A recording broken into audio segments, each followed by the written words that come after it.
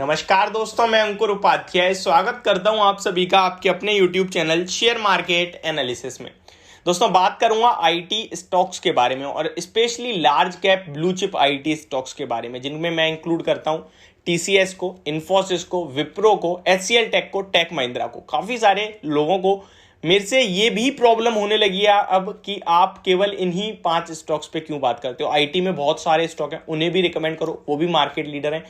And काफी सारे लोग, मैक्सिमम 80% लोग तो यही कहते हैं कि ठीक है भाई, बहुत अच्छे स्टॉक्स हैं, इन्हीं पे बात करनी चाहिए, क्योंकि मैक्सिमम मुझे लगता है कि यही स्टॉक्स पोर्टफोलियो में होते हैं लोगों की। हाँ, बीच में जब मिड कैप इंडेक्स में काफी तेजी बनी थी, मिड कैप से मतलब है मैं मिड कैप आईटी में, तो काफी सारे लोगों ने मिड कैप आईटी स्टॉक लिए थे, जिसमें कोफोर्ज था, एलटीटीएस था, एलटीआई था। तो ये स्टॉक लोगों के फेवरेट हो गए थे, क्योंकि ब्रोकरेज हाउस हो या फिर आपका कोई भी रिटेल इन्वेस्टर हो, से पैसा कमाना बहुत इजी लग रहा था। वन साइडेड स्टॉक भाग रहे थे, तो यहां बहुत खरीदारी हुई। अभी वो लोगों को भी थोड़े फंसे हैं, चाहे बीसॉफ्ट हो, केपीआईटी टेक तो हालांकि फिर से बढ़िया मूव दे रहा है, लेकिन बीसॉफ्ट पैसा खा गया ऑलमोस्ट नीचे, बट डेफिनेटली होल्ड करने वाला स्टॉक है। बीसॉफ्ट की बात करिए तो मैं आपको बता दूं, म्यूचुअल फंड्स काफी इंटरेस्ट ले रहे हैं ऐसे स्टॉक में, दैट मींस कुछ आगे स्कोप है। तो मैं मेन जो इन स्टॉक्स पे लार्ज कैप पे बात करता हूं, उसके पीछे के मैं रीजन बताता हूं सबसे पहले आपको।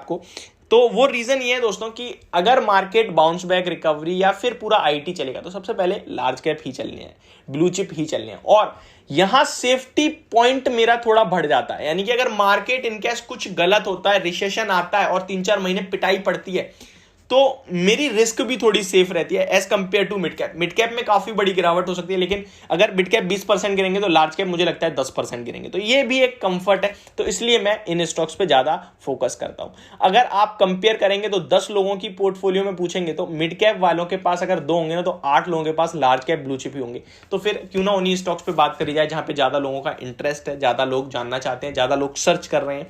तो सिंपल सी बात है, मैं अब इन स्टॉक्स पे अपनी राय देता हूं, और मेरी राय ऐसा क्यों है इसके बारे में थोड़ा जस्टिफाई करने की कोशिश करता हूं। लेकिन उससे पहले आप सभी से एक रिक्वेस्ट है, जो लोग चैनल पे पहली बार आए हैं वो प्लीज सब्सक्राइब कर लीजिए, नोटिफिकेशन बेल आइकन दबा दीजिए, ताकि मार्केट से रिलेटेड हर खबर आप तक पहुंचे सबसे पहले। दोस्तों, वीडियो इन्फॉर्मेटिव लगे तो प्लीज इसको लाइक कर देना, ताकि मुझे मोटिवेशन मिलती रहे।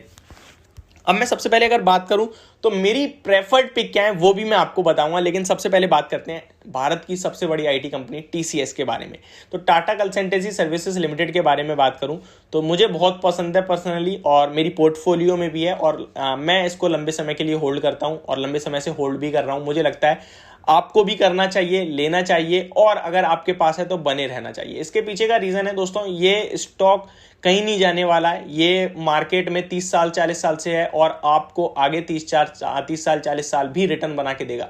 अगर आप फ्यूचर में इन्वेस्ट करते हो तो हमेशा आपको एक चीज देखनी होती है, क्या ये स्टॉक अगले 10 साल चलेगा। अगर आपको लगता है चलेगा, तो वो कंपनी बेवकूफ नहीं है जो बिना ग्रोथ के ही चलती रहेगी। अगर चलेगी तो डेफिनेटली ग्रोथ करेगी, चाहे कम करेगी या ज्यादा करेगी, लेकिन ये मार्केट लीडर है, लार्ज कैप है और सबसे बड़ी कंपनी है। मार्केट लीडर छोड़िए, सबसे बड़ी कंपनी है आईटी की।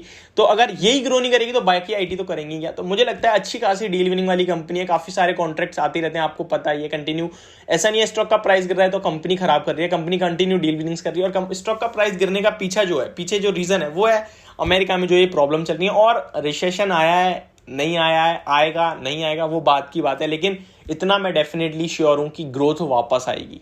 रिसेशन चाहे हो ना हो, लेकिन ग्रोथ वापस आएगी। 6 महीने लग सकते हैं, 9 महीने लग सकते हैं, 12 महीने लग सकते हैं, लेकिन आएगी।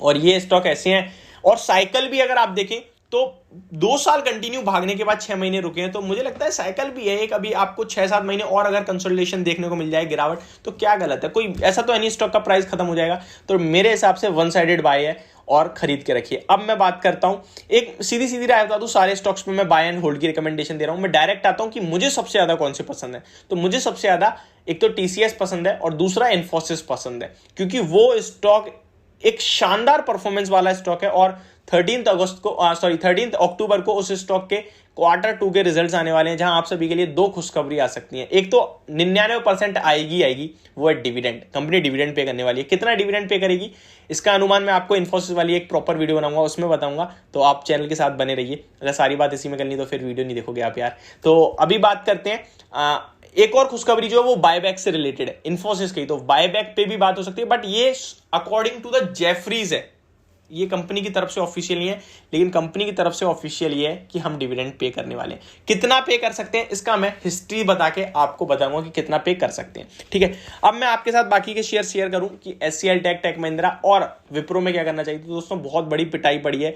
HCL टेक तो सबसे सस्ते पीई पे मिल रहा है आपको 17, सेकंड नंबर पे विप्रो, और टेक महिंद्रा भी काफी सस्ता हो चुका है। टेक महिंद्रा में LIC ने भी अपना इंक्रीज करा है स्टेक, तो आपको कॉन्फिडेंस रखना चाहिए। टेक महिंद्रा काफी तेज गिरा है तो काफी तेज चला भी था और काफी तेज चलेगा भी, तो मेरे हिसाब से नो डाउट ये स्टॉक आपको होल्ड करने वाले हैं।